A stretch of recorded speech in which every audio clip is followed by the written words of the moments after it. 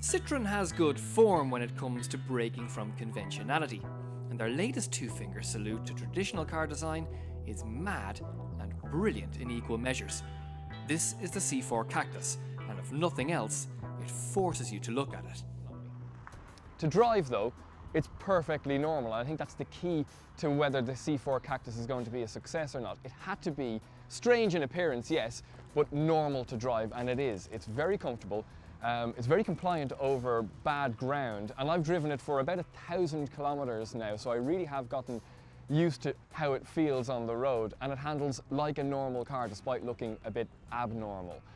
The 1.6 litre diesel 100 brake horsepower engine can feel ever so slightly gutless at times, but it's perfectly fine around town. It is also very fuel efficient. Now, it's not quite as fuel efficient as Citroen say it is on their brochure. Certainly I haven't been able to get the type of figures that they claim. 3.1 litres per 100 kilometres is what they'll say it'll do. I've been getting anywhere between 4.5 to 5. Now, I do tend to drive cars pretty hard, so I will bow to Citroen's expertise on that one, but still, even at around 4.5 litres per 100 kilometres in a vehicle this size, I think it's pretty good going.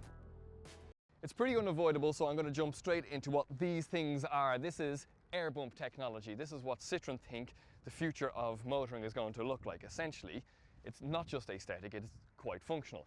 These reduce weight and they keep the car protected on the side. So if you get somebody bashing into it with a shopping trolley or opening a door against it, you don't have to replace the whole panel of the door. You just have to let air bump do what it does best and just absorb all of the impact.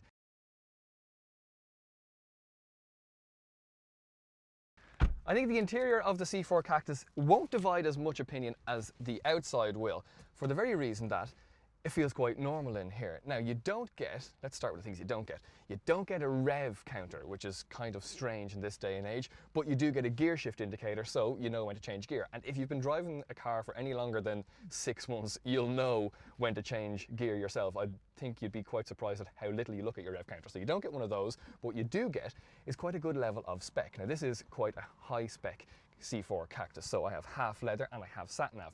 Ordinarily, you will still get this screen, but you just don't get sat-nav. But you do get radio functions and trip computer, and you can change your fan controls for your heating here as well. One complaint I do have is that when you're in, let's say, sat-nav mode or in the radio mode, if you click the fan button at the top, you can only change your temperature. You can't change the force of the fan or the force of the air coming out. I don't know why you can't do that, and it seems as if they could fix that with a firmware upgrade.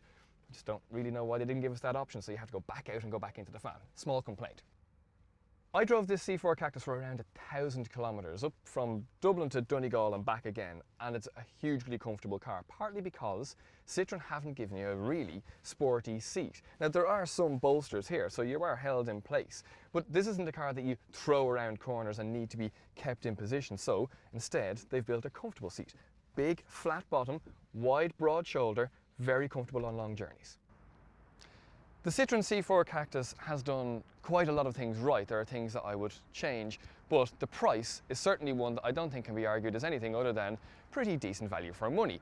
It comes in 3 different levels of spec. You can get the touch, the feel, and the flair. This is the really high spec one, so it has all of the goodies on it, and it costs, for the 1.6 litre diesel with 100 brake horsepower, €23,845. Now, you're going to have to add on for other bits and pieces like metallic paint and everything, but under 25 grand for a car that looks like this and has all of the goodies in it, I think is pretty decent value for money.